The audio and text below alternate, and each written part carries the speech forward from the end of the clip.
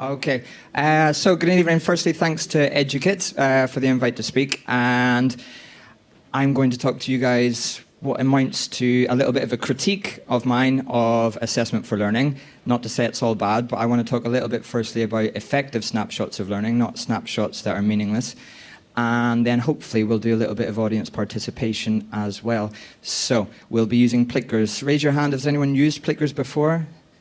Okay, not everyone, which is good. Okay, so as has just been mentioned, we come from a lot of different backgrounds. Personally, I'm a language teacher by trade. I am still in the classroom, still teaching, but my main job is as the Modern Foreign Languages consultant for the Harris Federation. So I get the chance to see lots of really good practice, and I also have a background in technology. So without any further ado, firstly, a little bit of a thought experiment. Can you all look at your feet, please? And close your eyes.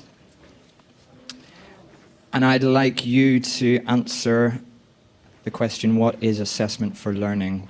Lots of us have been on teacher training. We've probably all seen definitions, read textbooks. Many of us probably have master's credits in this. So now I'd like you to open your eyes and look at the boards. Keep in your mind's eye that definition of assessment for learning that you have and match it up with these definitions.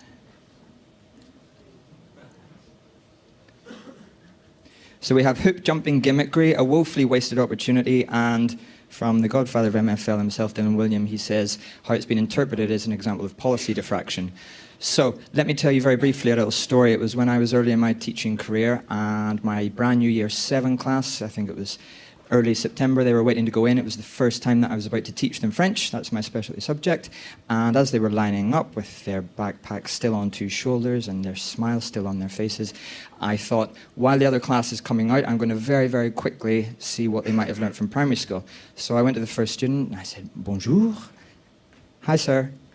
It's like, "Oh, have you done any French at primary school, young man?" "Oh, yeah, I've done loads. I'm a level 3A. It's like, "Whoa, wow, at primary school, 3A, you must be a superstar. Can you speak some to me?" "But sir, I can put my paragraphs together with complex connectives." "Yes, but can you count from 1 to 10 in French? Can you say your name?" He was able to very, very coherently tell me about what he could do, but he wasn't actually able to do that. And that is where I see there's been a bit of a misinterpretation of assessment for learning, actually at the expense of learning. How long are we talking about your traffic lights, your thumbs up, your thumbs down, how you're feeling at the expense of actually learning the subject, being immersed by a language in my case, or whatever subject you're doing? So I'm not here to bemoan AFL. There are some brilliant, brilliant things, but hopefully I'd like to provide some solutions for practitioners here in the audience. And by way of example, I'd like to briefly talk about voting systems. We'll do another little example of this with Who Wants to Be a Millionaire shortly, but be wary of confidence indicators. C'est pas ou c'est pas clair. That is not an indication of learning. That is an indication of the student's own perception of what they know. Confidence does not equate learning. Include all students in this. Try really, really hard if you can to avoid the input-response feedback loop, where I say bonjour. Bonjour. Very good. What an authentic conversation, okay? It cuts there.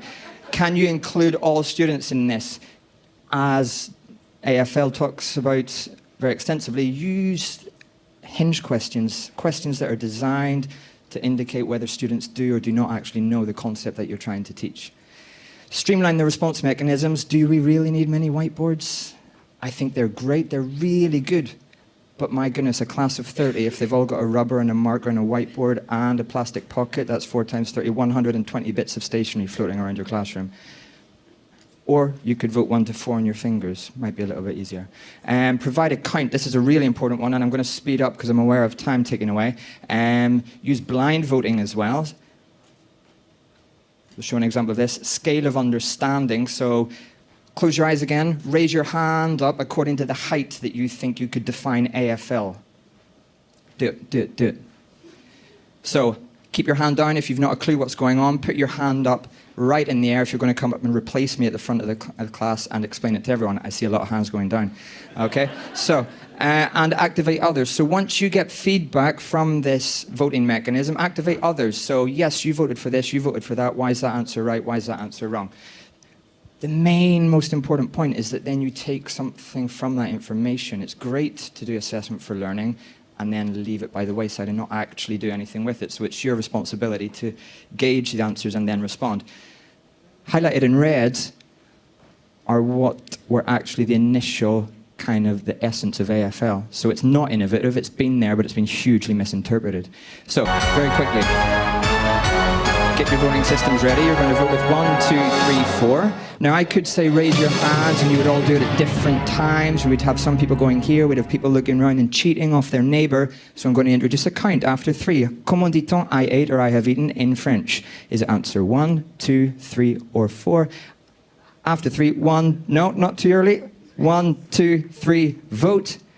So I see a ton of 2s and some 3s as well. Okay, we don't have time now, but I would probably say very well done if you got 2. Give yourself a pat on the back. But so-and-so, you chose 2. Why did you not choose 3? Because the person behind you said 3. Okay? Technology can also be a really useful tool for this, and there's a list in this presentation of example ones, but hopefully, if we can go to clickers, I'll have about 1 minute just to show a demonstration of this.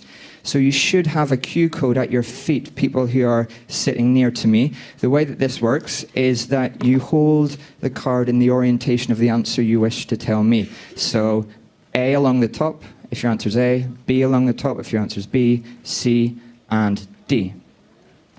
Again, the same premises applies. We're going to do it on a count so that you're not cheating, but the great thing about this is you can't cheat because it's a disturbed image and you cannot actually see what other people's answers are. So after 3, can you vote? 1, 2, 3. Hold it up, keep it still, don't get blocked by anybody else.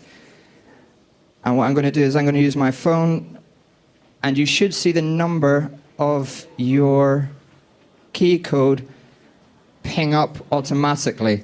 So we don't have time to do it to make sure we get everyone, but hands up if you see that your vote has been registered. Sir, could you now please click the reveal button?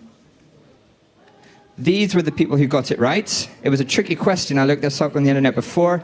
The answer is Hong Kong. If you click on a graph, this tells me where the misunderstandings amongst my students were, so I need to then gauge something from that information, take something with it, and teach you that the most popular tourist destination is in fact Hong Kong. Okay, that's me. Time's up. Thank you for listening.